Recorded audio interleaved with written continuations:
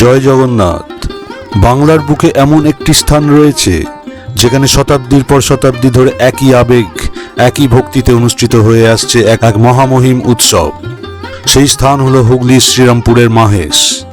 আজ আমরা এসেছি বাংলার গর্ব মাহেশের ঐতিহাসিক রথযাত্রা দেখতে। এটি শুধু একটি উৎসব নয়, এটি বাংলার ঐতিহ্য, ভক্তি, ইতিহাস এবং সংস্কৃতির এক জীবন্ত দলিল। বিশ্বাস করা হয় 1396 খ্রিস্টাব্দ থেকে এই রথযাত্রা অনুষ্ঠিত হয়ে আসছে। তাই এটি শুধু বাংলারই নয়, সমগ্র ভারতের অন্যতম প্রাচীন রথযাত্রা এবং পুরীর পর বিশ্বের দ্বিতীয় প্রাচীনতম রথযাত্রা হিসাবে পরিচিত।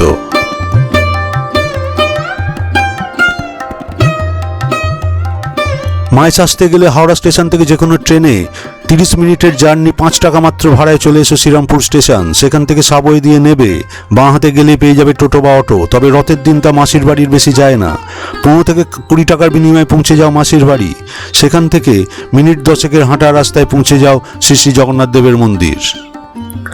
1885 সালে কলকাতার বসু পরিবারের কৃষ্ণচন্দ্র বসু এই রথ নির্মাণ করেন। 120 টন ওজনের বার্ন স্ট্যান্ডার্ড কোম্পানি নির্মিত এই রথের উচ্চতা 50 ফুট। এই রথে আছে 12টি সুবিশাল চাকা, কিন্তু কোনো ব্রেক নেই। কাঠের গুড়ির সাহায্যে এই রথ থামানো হয়। নবরত্ন বা 9টি চূড়া বিশিষ্ট এই রথ লোহার পরিকাঠামো বিশিষ্ট এবং কাঠের বহিঃসজ্জায় সজ্জিত, যা 4টি তলার প্রথম তলায় দেখা যায় শ্রী চৈতন্যদেবের ভক্তি আন্দোলনের কাহিনী অবলম্বনে অঙ্কিত। দ্বিতীয় ও তৃতীয় তলে দেখা যায় শ্রীকৃষ্ণের বিভিন্ন লীলা কাহিনী অঙ্কিত। আর শ্রী জগন্নাথ দেব, বলরাম ও দেবী সুভদ্রা আসীন হন চতুর্থ তলে। আছে শ্বেত ও নীলাঙ্গ 2টি ঘোড়া, যা কিনা তাম্র নির্মিত।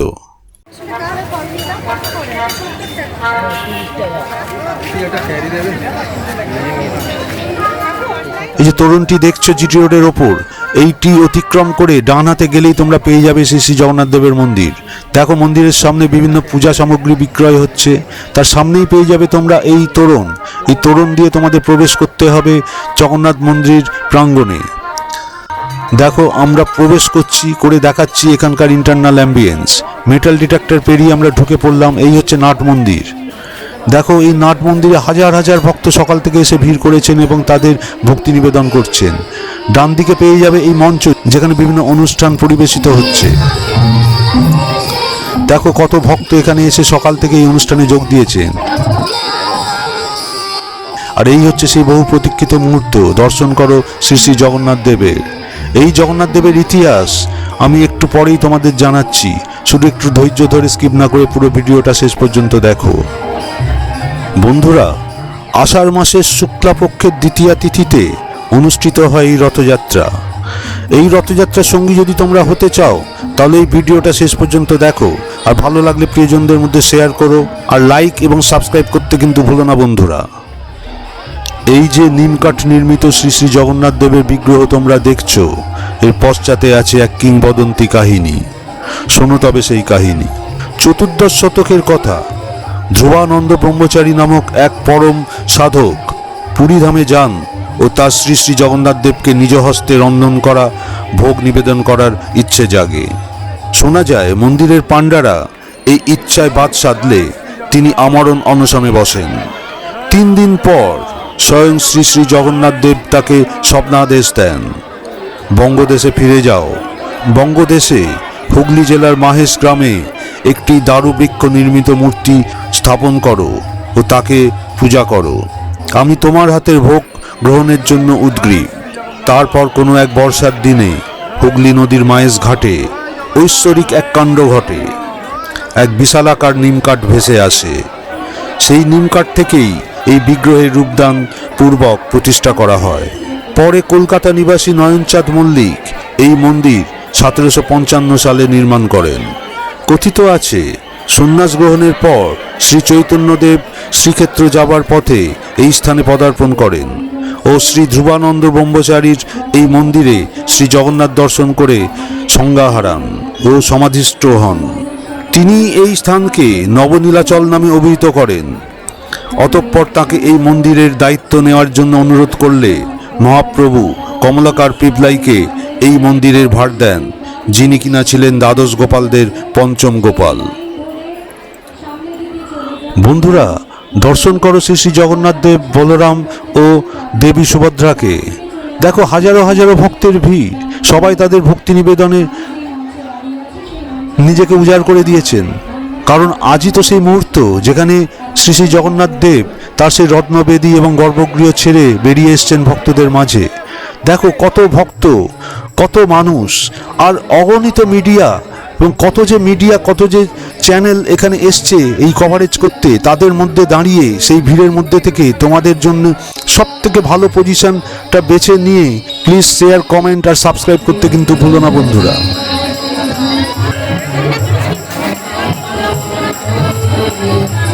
বন্ধুরা, রথের দিনে এই সেই সুযোগ যেখানে এলে তুমি শ্রী শ্রী জগন্নাথ দেবকে স্পর্শ করে তার পায়ে মাথা ঠেকিয়ে প্রণাম করতে পারবে। দেখো এই হচ্ছে জগন্নাথ দেবের মন্দির, আর এই মন্দিরের বাঁদিকে পেয়ে যাবে ট্রাস্টি বোর্ডের এই বিক্রয় কেন্দ্র। পাশেই দেখো ট্রাস্টি বোর্ডের অফিস ঘর, যেখানে মেডিকেল ক্যাম্প করা হয়েছে কারোর শারীরিক অসুস্থতায় তাদের প্রতিবিধান করার জন্যে। পরপর তোমরা দর্শন করে নিতে পারো এই শিব মন্দির। পাশেই আছে রামকৃষ্ণ দেব ও সারদা মার মন্দির, তার পাশেই পেয়ে যাবে তুমি এই নীলমাধবের মন্দির। বন্ধুরা, যদিও আজকে জগন্নাথ দেব তার রত্নবেদী ছেড়ে ভক্তদের মাঝে নেমে এসছেন, তবু তোমাদের দর্শন করাই এই গর্ভগৃহ যেখানে তিনি সারা বছর পূজিত হন এবং তার সেবা করা হয়। বহু কষ্টে বিশেষ অনুমতি সাপেক্ষে ঢুকে পড়লাম এই গর্ভগৃহে। তোমরা দেখো, দর্শন করো এই গর্ভগৃহ। এখন প্রভু সব জায়গায় বিরাজমান আছে। পুরীটা হলো ধাম, আমাদের 4টে ধামের ভেতরে পুরী ধাম, প্রভু ওখানে বিরাজমান আছে।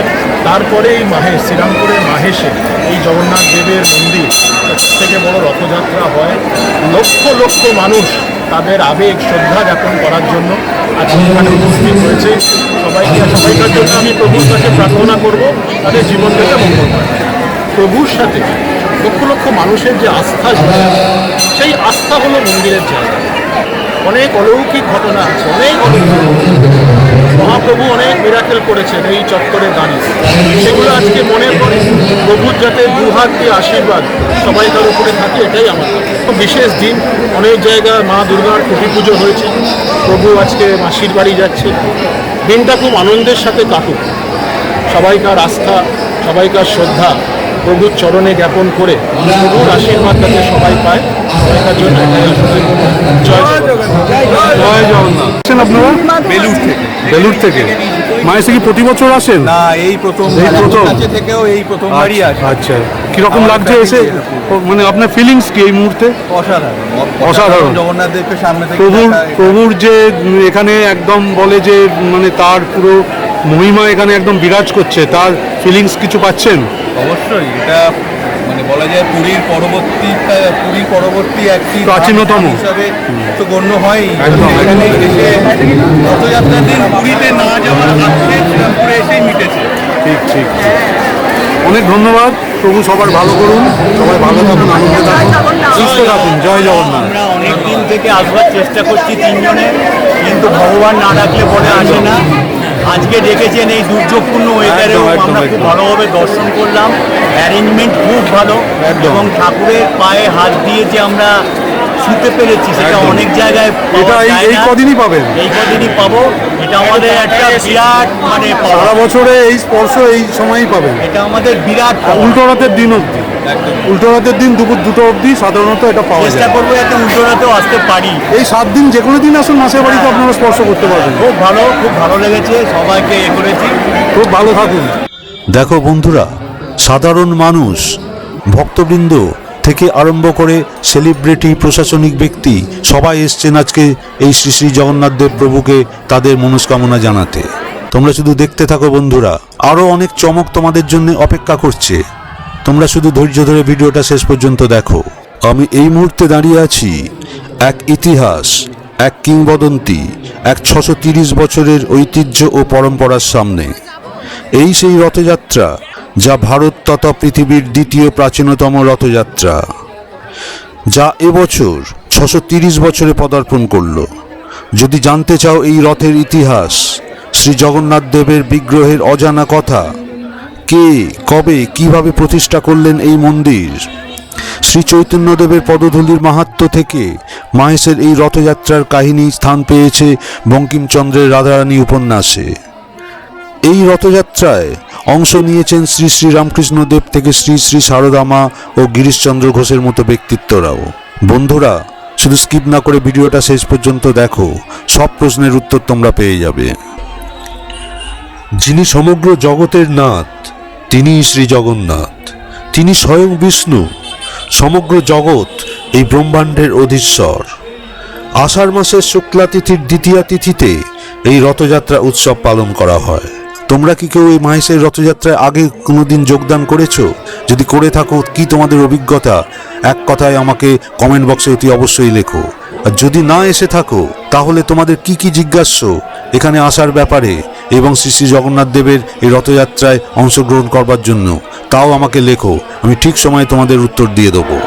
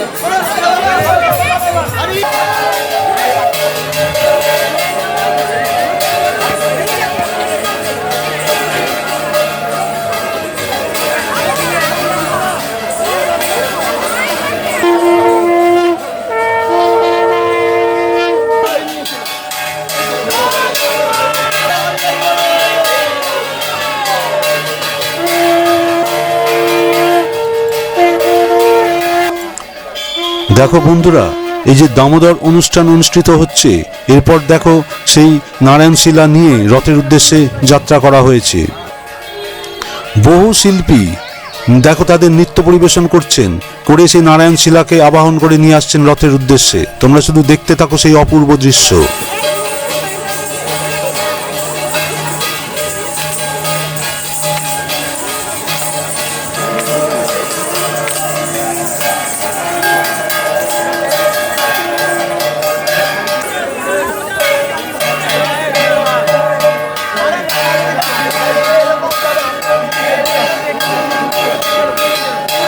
দেখো নারায়ণশিলা নিয়ে আসা হচ্ছে। এই নারায়ণশিলা নিয়ে গিয়ে রথেতে প্রতিষ্ঠা করা হবে। তোমরা দর্শন করো সেই নারায়ণশিলা।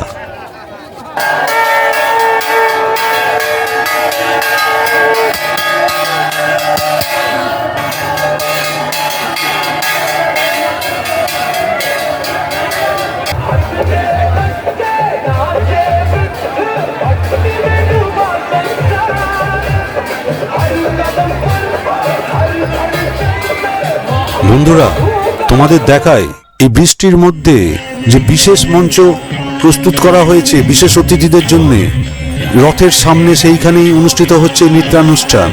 বিভিন্ন কলাকুশলী এবং নৃত্যশিল্পী তাদের পারফরমেন্স এখানে নিবেদন করছেন শ্রী শ্রী জগন্নাথ দেবের উদ্দেশ্যে। দেখতে থাকো বন্ধুরা।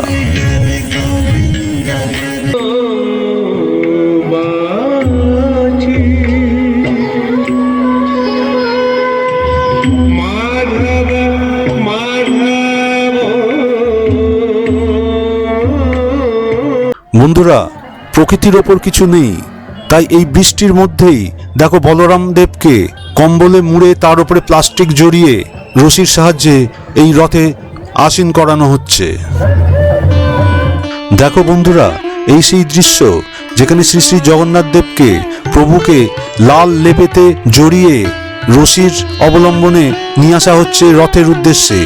রথে নিয়ে গিয়ে এই রশির সাহায্যে প্রভুকে চারতলায় উপবিষ্ট করানো হবে। তোমাদের দেখাবো সেই দৃশ্য, শুধু স্কিপ না করে ভিডিওটা শেষ পর্যন্ত দেখতে থাকো বন্ধুরা।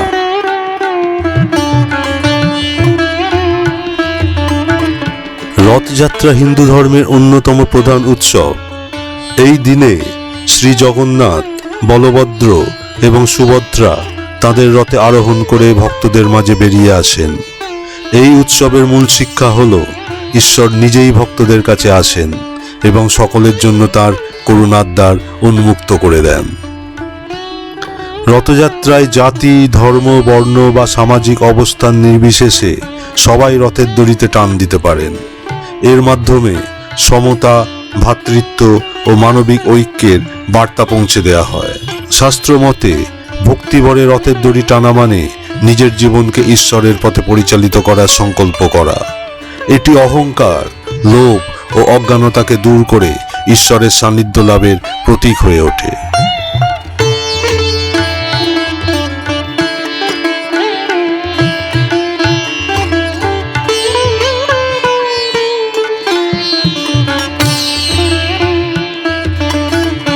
বন্ধুরা দেখো, এই সেই দৃশ্য যেখানে জগন্নাথ দেবকে সেই লাল লেপের মধ্যে মুড়ে রশির সাহায্যে ভক্তরা ধীরে ধীরে চতুর্থ তলে ভগবানকে তুলে উপবিষ্ট করানো হচ্ছে।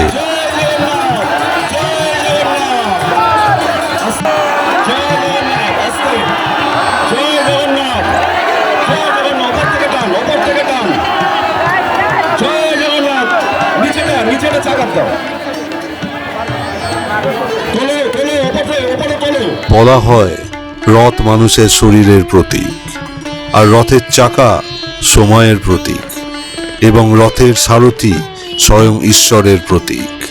জীবনের রথ সঠিক পথে চললে আত্মা পরম সত্যের দিকে অগ্রসর হয়।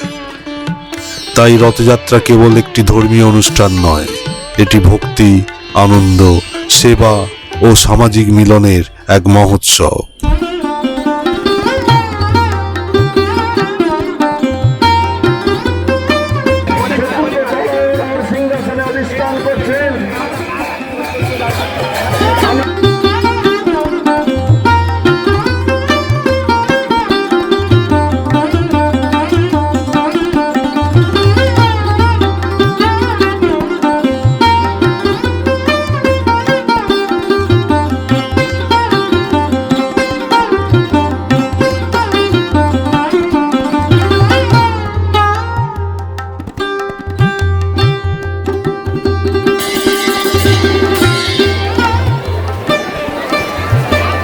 দেখো বন্ধুরা, শেষ পর্যন্ত রথের দড়িতে টান পড়ল। হাজার হাজার মানুষ এই রথের দড়ি স্পর্শ করছেন, করে তারা সে পুণ্য লাভ করছেন, ভগবানের প্রতি নিজেদেরকে নিবেদন করছেন, তাদের অন্তরের শ্রদ্ধা নিবেদন করছেন। দেখো রথ চলতে আরম্ভ করলো, সহস্রাধিক মানুষ এই রথের রশিতে টান দিয়ে এই জনস্রোতে নিজেদের ভাসিয়ে দিচ্ছেন। সত্যিই বন্ধুরা, জনস্রোত কথাটার যে কি তাৎপর্য তা এখানে এসে বুঝতে পারলাম। শুধু দেখতে থাকো বন্ধুরা।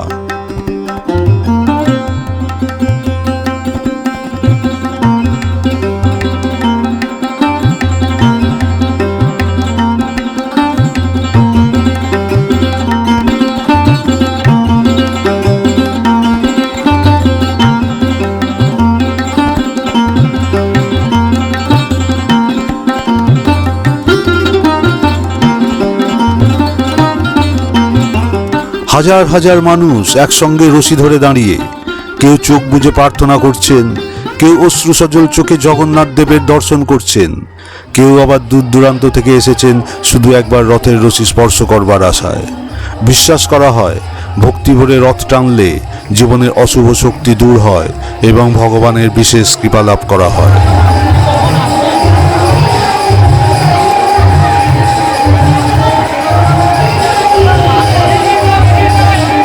রথযাত্রার আধ্যাত্মিক অর্থ যা আরও গভীর। এই দিন ভগবান নিজেই মন্দির থেকে বেরিয়ে আসেন তার সকল ভক্তের কাছে। যারা সারা বছর মন্দিরে যেতে পারেন না, তারাও আজ পথের ধারে দাঁড়িয়ে শ্রী শ্রী জগন্নাথ দেবের দর্শন লাভ করেন। এই যেন ঈশ্বর নিজেই মানুষের দুয়ারে।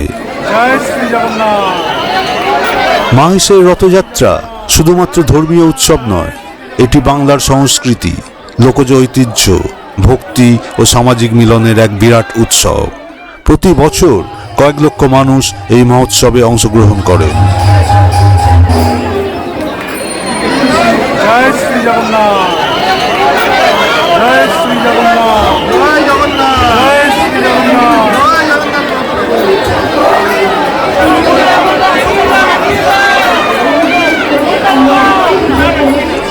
অতঃপর রথ এসে দাঁড়ালো মাসির বাড়ির সামনে।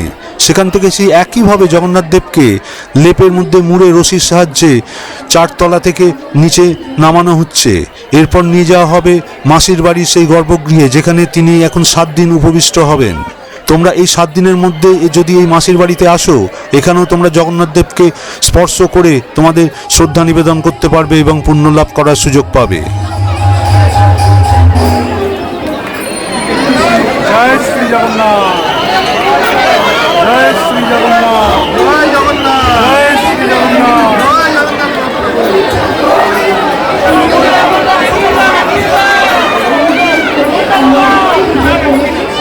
জয় শ্রী জগন্নাথ, জয় শ্রী জগন্নাথ, জয় জগন্নাথ, জয় শ্রী জগন্নাথ, জয়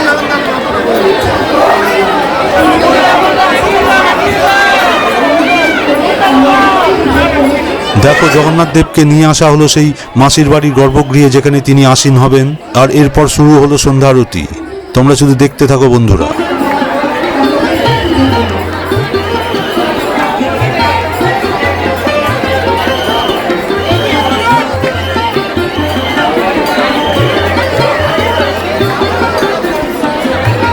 ইতিহাস, ভক্তি, স্থাপত্য, সংস্কৃতি এবং মানুষের অকৃত্রিম বিশ্বাস সব মিলিয়ে মাহেশের রথযাত্রা সত্যিই এক অনন্য অভিজ্ঞতা। যদি কখনো সুযোগ পাও, অন্তত একবার অবশ্যই এই মহোৎসবের সাক্ষী হও।